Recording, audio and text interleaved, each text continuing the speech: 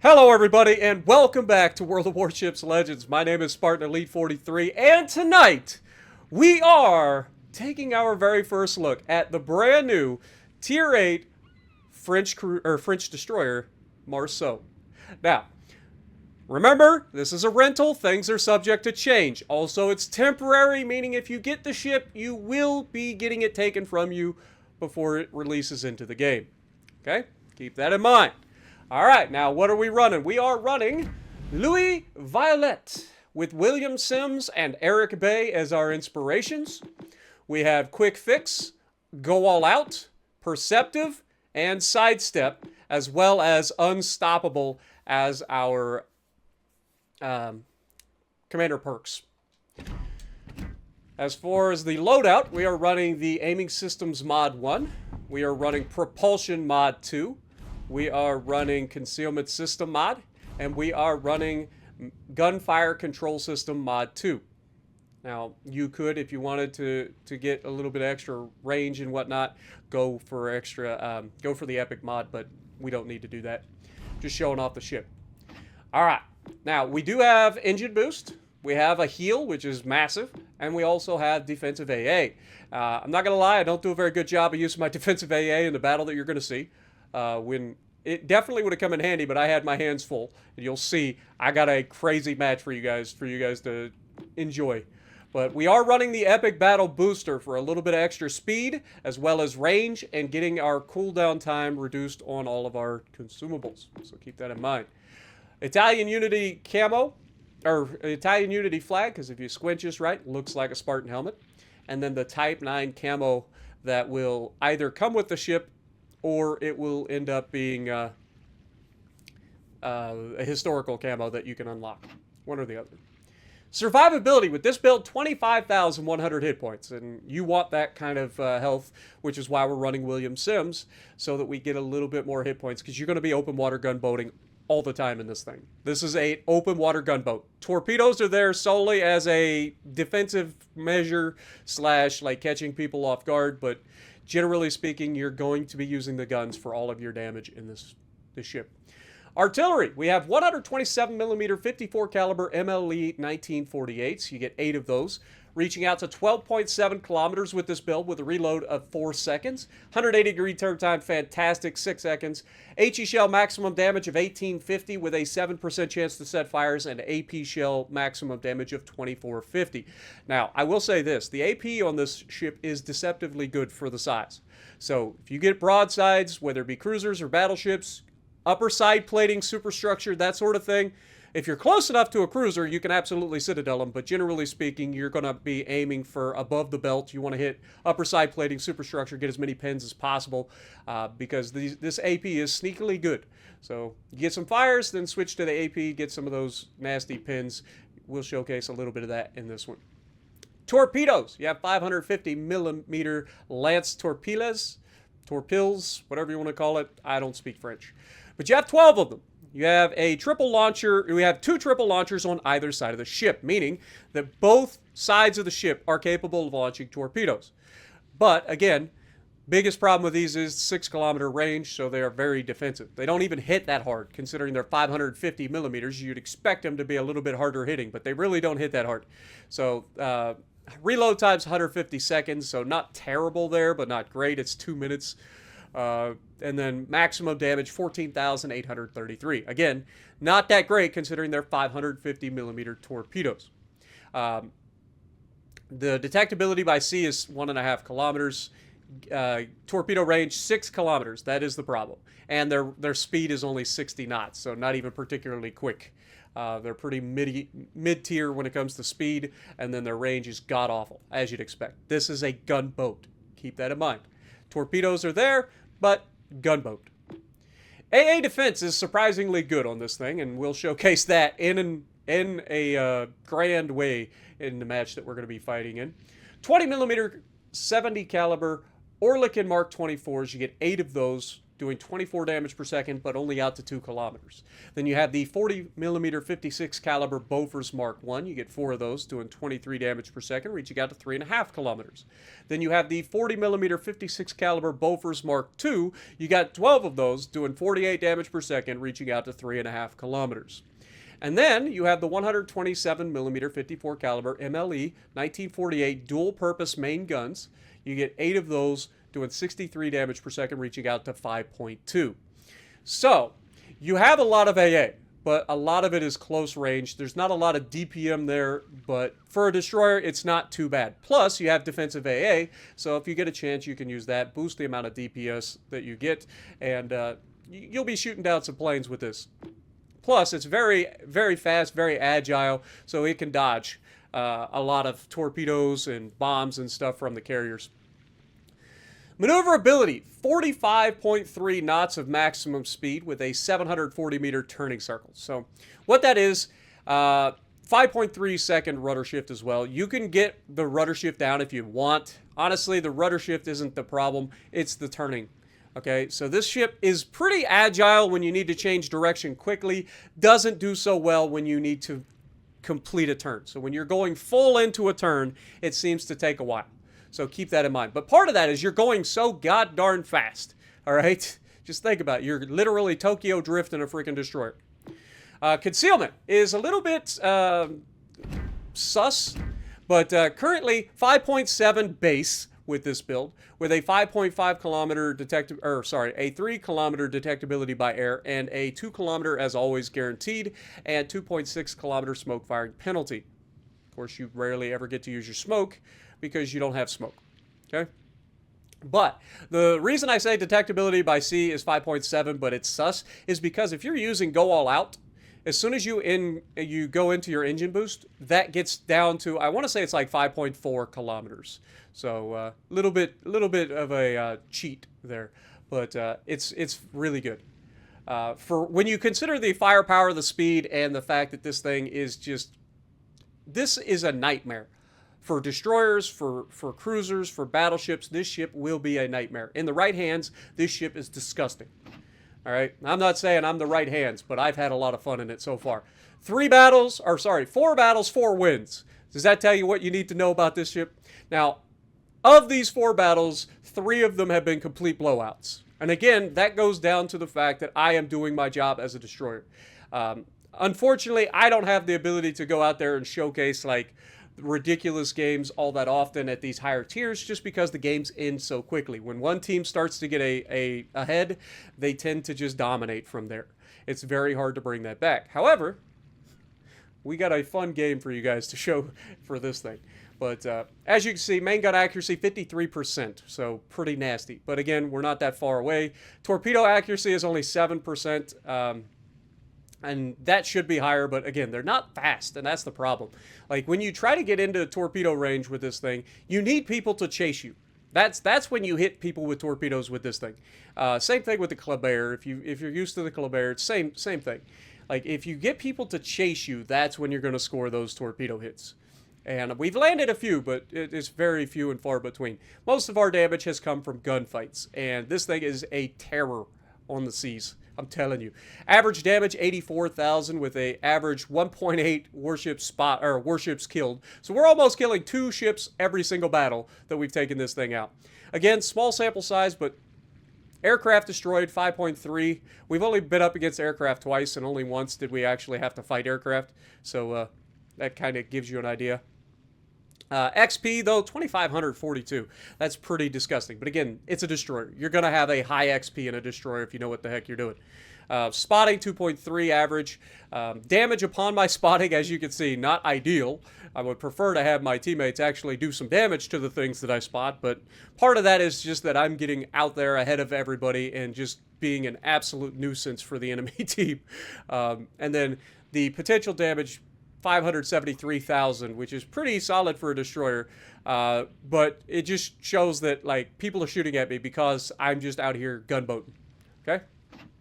Armor, it's a destroyer. You don't have armor. 20 millimeters everywhere. Nothing too fancy. The biggest problem with this ship is that it is very high out of the water, like you'd expect for most French ships. And so getting hit, you're going to be taking a lot of damage, especially from other destroyers, which is where that extra hit points and that heals come in real handy, okay? Nothing to showcase here. You can see where the engineering section of the ship is, as always, middle of the ship. So if you hit in here, you're going to be knocking out engines, so on and so forth. All right. Reloader. Above average main battery reload speed. This thing has ridiculous reload, okay? I know it's 4-second reload, but you got to think, these are dual gun turrets, and you have 8 of them. Well, 4 of them, so you have 8 total. That's 8 shells going down range every 4 seconds, and they hurt. At least when it comes to destroyers. Okay, fast, above average maximum movement speed. It's French, it's fast. And it does have a heal consumable. We already talked about that. The Marceau. In 1939, amid rising worldwide tensions, it was decided to continue building destroyer leaders. Okay? To put it into perspective, this is essentially on the same category as what the Americans were building the Atlanta-class cruisers for, which before it was designated a cruiser, an AA cruiser, the Atlanta-class was originally designated a destroyer leader. So this is roughly what you can expect, right? Like that's what you're getting. But this thing is very fast, okay? But anyway, Destroyer Marceau was never laid down, and increased the number of Mogador-class ships to 6. The Destroyer Marceau was never laid down, and construction work was suspended after France declared war on Germany. If the construction had continued after the war, the ship could have received American 5-inch 127mm dual-purpose guns. She was designed in 1940. So yeah, these would essentially be similar to the, if it had gotten the American 5-inch 38, it would have been even better. But it does have essentially a French dual-purpose main battery gun, 5-inch, so I don't know. You do the math, what you think would be better. But the American 5-inch 38 was one of the most widely adopted guns in history, so you can understand how good they were. Anyway, let's get into it. I mean, she's a good-looking ship, and she's a fun ship to play, all right? She's a different style to most of the destroyers that I play, but this thing is disgusting. I would expect this thing to be tuned back a little bit before she goes into service later, but, I mean, the lack of torpedo range isn't a problem because the guns are so goddamn good, and she can dodge when she needs to. But with all of that being said, it's a gunboat destroyer tier 8. It's got a lot to live up to, and it's fun. It's fun. So, let's get to the gameplay. Alrighty, so we are going to be on Trap, and never before has that name been more aptly used for this match that you're about to see. Because, whoo, buddy, put on your carry pants. This one's going to be a problem. When you see what our team tried to do in this particular match, oof. Now, I got to give a special shout out to 2 people in this lobby. Just 2. And that is Dragon Runner, because me and him end up having a pretty hilarious conversation while I'm out here doing things. And 2, the carrier player. The carrier player on my team was incredible. So, thank you so much for all of the support from the carrier player. But, I want you guys to pay attention to a few things. First of all, pay attention to minimap. Watch what my team does. Okay? This is a way to lose. 100% of the time. It takes a monumental effort to overcome the sheer stupidity and complacency that is what my team is about to do. And it happens all too often. And these are the people that complain that they lose all the time. They be like, oh, the game's so unfair, it doesn't make sense, it's just out to get me in particular, despite the fact that all of our battleships are going to go back, hold hands, sing Kumbaya, and sit there escorting the carrier. Alright, you're not an Iowa-class battleship, and even if you are, your orders are not to escort this particular carrier. I need you. Alright? We got a battle. A ship-to-ship battle, for the love of God.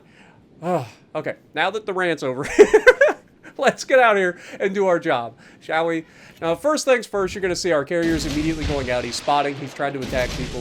He's flying right into some heavy AA with multiple battleships there. You can see I spot the Plymouth. Now, I want you guys to pay attention. Now, look, everybody on my side, every one of them ran away. Every one of them going to go to the same position on the map, sit there, bow in, and do absolutely nothing. Okay? Now, I'm not saying that I played this perfectly, because I definitely did not. I took chances that I probably shouldn't have taken for reasons that are probably not the best. Okay?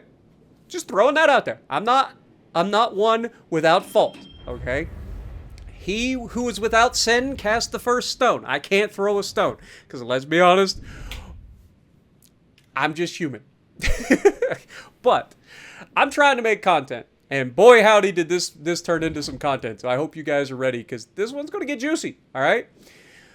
Now, as a destroyer player, I've got a very specific job, right? And part of that job is to spot for my team. So notice that I'm not staying behind the island. I'm trying to peek around the island to spot the Plymouth in particular for our team. If he fires his guns, he will be spotted. I'm also spotting the New Jersey right now, but notice that nobody's in position to shoot at him. Nobody. Now here, I marked the Plymouth specifically to get shot at, right?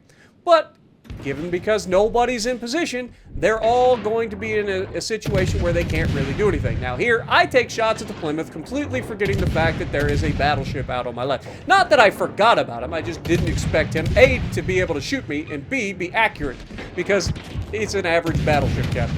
But he does showcase that he's willing to shoot at me. Now, we've already put a hurtin' on this Plymouth, and our goal is to simply make him uncomfortable. We don't want him sitting there the entire game, right? But look at the damage we're getting on this Plymouth. All right, this is the devastating side of this ship.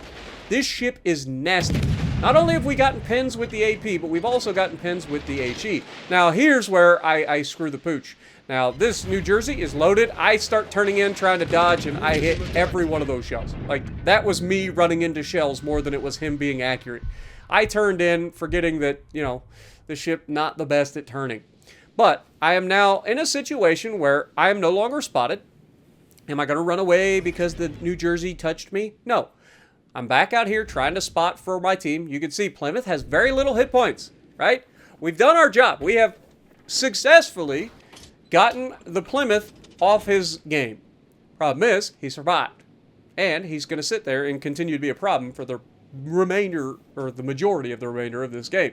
Now, with New Jersey running away here, there's no real reason for me to engage him, simply due to the fact that if I shoot, first of all, these shells going this far, it's going to take forever to get to him. And secondly, trying to hit him consistently at this range is difficult. Because most of the shells are going to fall towards the aft end of the ship, and we need to hit the superstructure, right? If we're going to do damage against a battleship, we got to hit the superstructure. You can see we can pin him, but it has to be superstructure. Deck, gun, anywhere else on the ship, not going to do damage. Just going to shatter, right? These are only 5-inch guns. So as long as we hit superstructure, we'll do damage with the HE. Otherwise, you're just relying on setting fires. Now, as we do get some shots here, you can see we do get a fire. All right. Pay attention to the fact that their destroyer has gotten into the Charlie Cap, right? We've got to keep that in mind. Now, New Jersey does take a shot at me. He gets another solid hit. I got to give it to this New Jersey. Remember, we're doing like 40-plus knots. All right, almost 50 knots. This man's still hitting pretty consistently. So I got to give credit where credit is due. New Jersey did his job, but we made him uncomfortable. We made him run from us, putting him in a better position for our teammates, essentially acting like a sheepdog. Okay, that is our goal here. Simply push the enemy into a position where our teammates can continue to affect the battle, despite their stupid positioning. And by this point, you can see I'm in the chat. I'm talking to Dragon Runner, and this is where our fun little conversation kicks off. But I go ahead and use my last heal. We're expecting to get into a fight with this Lashun. You can see the deep water torpedoes going in the direction of our Balti. Remember, as Balti is pushing forward, the New Jersey is now pushing forward. This Balti is going to put himself in a position to be crossfired by this New Jersey at close range. That's never going to end well. Also, Balti runs into torpedoes. This is just bad gameplay. All right, I got to give him credit for at least moving forward, because at this point I was asking for my teammates to move forward. But if you're in the only cruiser, and you're in a radar cruiser specifically, you're in the only cruiser that is trying to move forward, and you just rush forward and get crossfired by everything that can kill you, eating torpedoes and everything, not using your radar properly, none of that. Like, it's not going to end well for you. Now here, LeShun makes a huge mistake. I am in the perfect position to counter him with very little repercussions from the enemy cruiser because they are behind a cap. Now the cruiser has backed off. He is now shooting at me. We're going to go ahead, drop the torps, assuming that he's going to try to bow tank because he doesn't want to stay broadside to this much firepower. He knocks out our torps, but it's no big deal, and you can see the amount of damage that we're able to get. Plus, he runs into the torpedoes. That is what we were looking for, right? Quick, decisive, get rid of the destroyer. That is huge for our team. Now, I want to try to take as little damage as possible from this Plymouth, and he does get a couple of good hits here, but for the most part, we kept our ability to keep this cap, and that's going to come down to being huge in this match. Cap control. The enemy has completely dominated the map control and cap control during this match because our team has just sat in the spawn, bow into everything, not being useful. Period. When you do that, you're waiting to be flanked and killed. That is it. That's all you're doing. That is your only goal in life when you do that. That strategy is a losing strategy 99.9% of the time. If you take your entire team and you come together, all right, and you sit away from the caps, you will lose almost every single time. However, we are not going to give up on this. We still have our job to do, right? Now, as the New Jersey is spotted, you can see he's taking a boatload of damage here, whether it be from the other destroyer or the carrier or the friendly battleships that are back there doing God knows what. But we need to start aiming through the gaps, trying to get some fires on the New Jersey. I know he just took a torpedo, so we're trying to get that perma-fire. We do, in fact, get the perma-fire. And the carrier, the Enterprise, manages to get rid of the Plymouth. That is huge. All right, now it's time for us to push forward, right?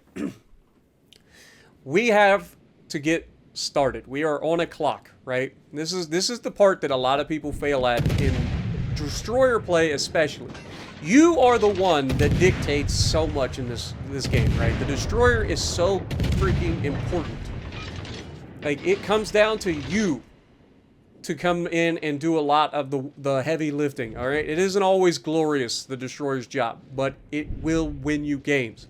Now here, watch what I'm about to do. I'm about to come around the corner, so we're gonna load up the AP.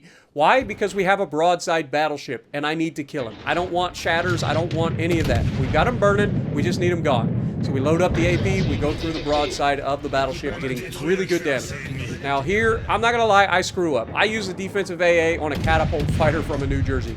That's just pure idiocy, right? Again, I'm not perfect. I heard my AA going off immediately in my head. Carrier's coming for me. I need to try to take the carrier's planes out. But we don't rest on our laurels. We've gotten rid of the battleship. We're in the cap. All right, we need to get this cap now, and we needed it yesterday. But now the carrier's going to start coming in, and this is where things are going to get real, folks.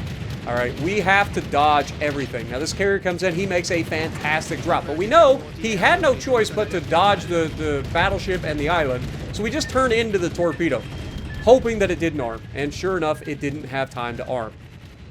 Okay, so we go in. We are going to be able to get the cap with the help of our destroyer behind us. And we are then going to use our speed boost to get ahead of these torpedoes that come from the left. Thankfully, this is a Lexington. The torpedoes are slow as crap, so we can simply outrun them, right? But the next thing that you're going to notice is that we actually end up spotting. Now, I was going to start shooting at this Carl, but I knew I needed to go to that other cap, right? I want to shoot at them, but I didn't have a choice. I have to go for the other cap. Now, Lexington is actually pushing in, and this is really, really good for us, but also really bad for us, because he's going to end up spotting me as I go into this cap, and then despite me turning and trying to dodge, this guy gets lucky with a drop and ends up hitting and getting a fire with a bomb drop. But we don't have our defensive AA because some dum-dum used it for a catapult fighter. So we got to wait for that to come back. Now, in the meantime, I'm trying to close the distance. I am going to be spotted now because we're within the range. 5.2 kilometers is our go-all-out spotting range. But our speed is insane.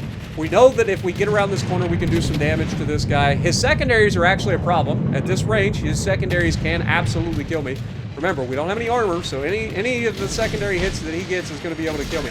And this is where the downside of these torpedoes comes in. Not only are they short range, but they also are pretty slow. So trying to hit a target that knows you're trying to torpedo is so hard to do. And here you can see I thought I was going to take this torp, but we were able to slow down and turn out just enough, getting our booty out of the way, allowing us to continue to exist for a little bit longer and continue to try to put pressure on this carrier. Knowing the carrier is a high-value target, if we manage to take out the carrier, we can actually win this match. But in my haste to try to dodge all these torpedoes and get into a position where we can counter the carrier, you can see, again, I'm catching myself having to dodge these torps, and I don't manage to stay in the cap, and that was hugely bad for me.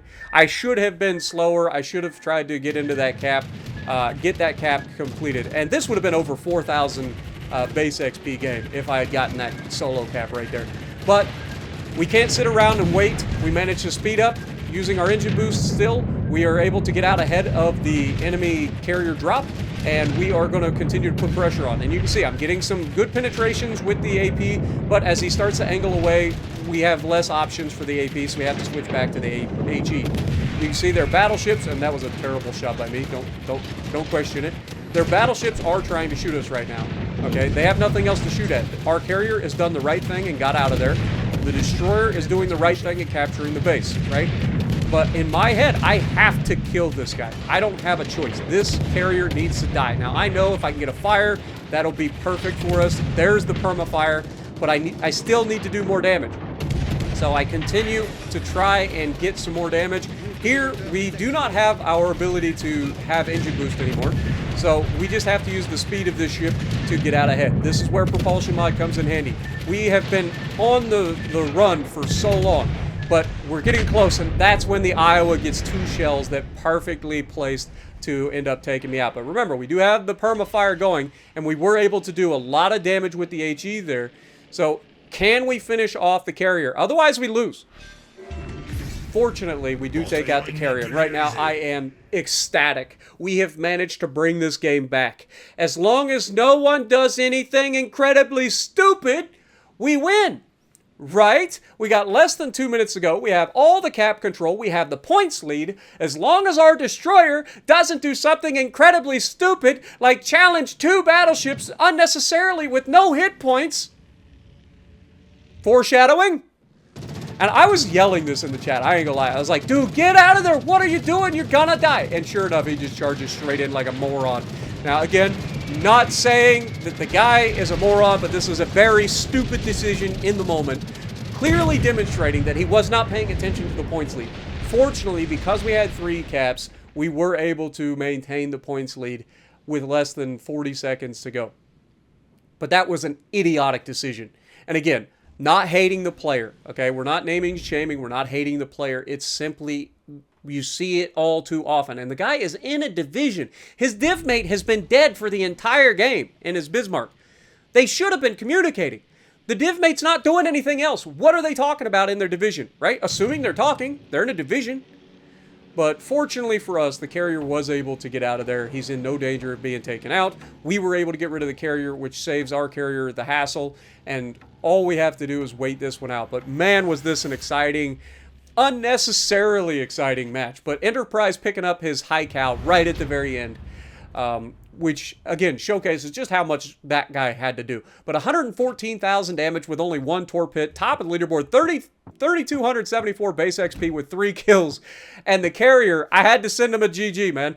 Almost 2,700 base XP with 4 kills. Between the 2 of us, between me and the carrier, we killed 7 people. 7 out of the 8 people that died in this match died to me and the carrier. That is crazy. That is a monumental carry. But when you see what our team was doing for the entire match, it makes perfect sense.